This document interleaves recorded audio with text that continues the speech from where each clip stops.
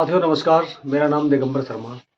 आज मेरे मन में एक विषय है, खाने को लेकर। आजकल सोशल मीडिया पे बहुत लोग कहते हैं कि रो ही खाना है, कुछ लोग कहते हैं कुक फूड खाना है, फास्ट फूड खाना है। तो ये कुछ वहम आज मैं आपके मन से निकाल दूँगा।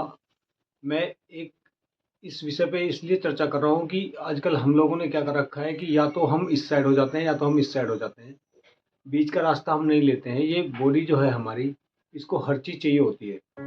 और जो पका के भी खाना है वो ऐसा अपराध नहीं है, वो भी एक आयुर्वेद का अग्नि कर्म नाम की एक चीज़ होती है। खाने को एक बॉडी के अंदर एब्जॉर्ब होने के लिए, सोल्यूबल फॉर्म में लेके आने के लिए, इजीली वो डाइजेस्ट हो जाए, उसके लिए उसको पका के खाया जाता है। लेकिन हम लोगों ने क्या कर रखा है कि हम कुछ भी क्लिप्स देखते हैं, यहाँ वहाँ से इधर उधर का ज्ञान लेते हैं, किसी स्पेशलिस्ट की मदद लेते नहीं है और उसी को हम फॉलो ब्लाइंडली करना शुरू कर देते हैं। तो मैं अब आपको बताऊं कि कुछ लोग कहते हैं कि फल ही फल खाने हैं, सलाद ही सलाद खानी है। तो कुछ लोग को कॉम्प्लिकेशंस भी आने लगते हैं फिर बाद में। जैसे कहते हैं कि बर्पिंग हो रही है, एसिडिटी होने लगी है। क्योंकि एक्चुअल बात यह है कि जो सब्जियां और फल हैं उनमें भी पक्का रस और कच्चा रस होता है। जैसे आप कुछ चीज़ें खाएंगे तो उसमें आपको रो की फीलिंग आएगी। जैसे आप खीरा खाइए तो उसमें ताज़े पानी की, कच्चे पानी की उसमें आपको स्वाद आएगा। आप गाजर खाइए, चुकंदर खाइए, उसमें आपको पके हुए पानी की जो स्वाद आएगा। तो इस तरीके से मैं आपको बताऊं, जो शाम के समय आप खाना खाते हैं, डिनर में आप जो सलाद यूज़ करते हैं, उस सलाद के अंदर आप पके हुए पानी का जिसमें टेस्ट आता है, जिस फल में, जैसे सेव है, पके हुए पानी का स्वाद आएगा। जो रेड एप्पल होता है, ग्रीन एप्पल की बात नहीं कर रहा, उसमें कच्चे पानी का स्वाद आता है। उसको आप दिन में कंज्यूम करें तो बेटर है। इस तरह से आप डिस्ट्रीब्यूट करिएगा अपने सलाद को, शाम की सलाद को। आप डिनर, मैं तो कहता हूँ डिनर शब्द आप अपनी उसमें से हटाई दीजिए। शाम को 6 बजे शाम का खाना बोलते हैं उसको, 7 बजे से पहले आप खा लीजिए किसी भी कीमत पर। अगर आप हेल्दी पर्सन है तो 8 बजे तक तो आप ख़त्म कर ही लीजिए आप शाम का खाना। तो उसमें जो आप सलाद इंक्लूड करेंगे, फ्रूट्स इंक्लूड करेंगे, वेजिटेबल्स तो उसमें पक्के पानी की अगर आपको स्वाद आता है, जैसे रेड एप्पल हुए, चुकंदर हुए, तो इन सब चीज़ों को उसमें ऐड कर सकते हैं आप। खीरा शाम के समय मत खाइएगा, उसमें कच्चा पानी होता है और वो कहीं ना कहीं आपकी जो डाइजेशन फायर है, मेटाबॉलिज्म फायर है, उसको वो स्लो करता है, कच्चा पानी जो होता है।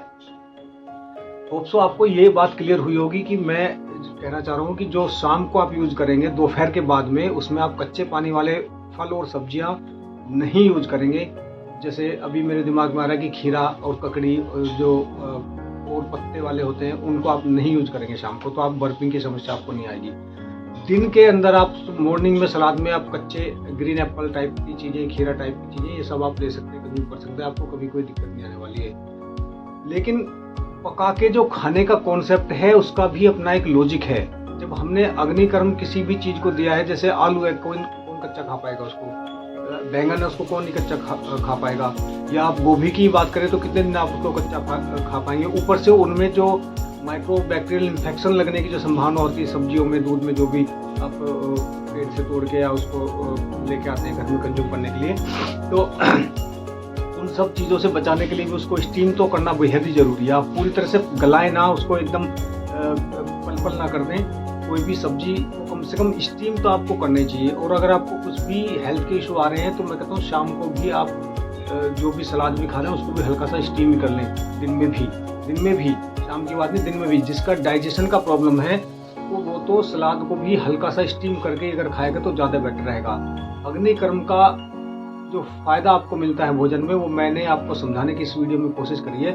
होप सो आप डिस्टिंग्विश कर पाएंगे कि जो पका हुआ पानी है जिस फल के अंदर, जैसे आम है, उसको रात को भी खाए कोई इशू नहीं आएगा। लेकिन आप अगर आप कच्चे पानी वाले फल खाएंगे, जैसे खीरा है, फल की कैटेगरी में आता है सब्जी की, लेकिन उसको रात को नहीं खाएंगे आप।